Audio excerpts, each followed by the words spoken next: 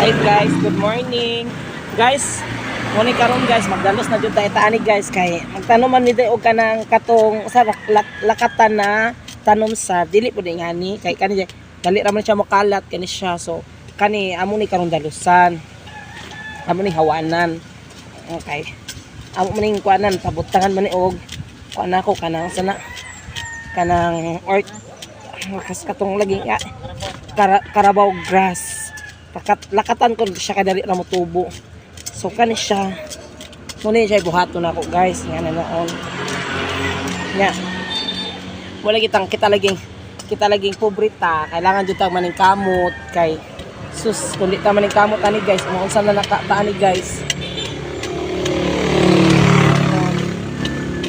Unsa nakataani kundi ta maning kamot. So karon na nagkamot ta kay pobre ra bata. So ang atong buhaton ani is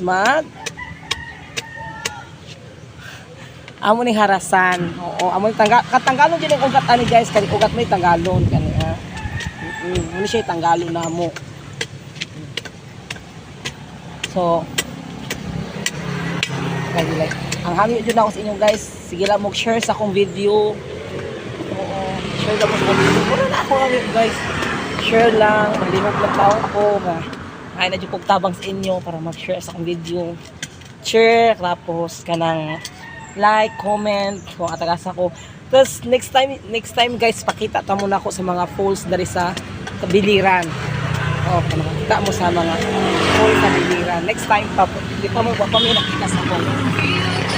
Pa mo nakita sa kong uyab. So makita ni sa uyab karon pang kuan mo next month. Turta mo sa ilang falls. Nasa na yung falls sa amon na lugar.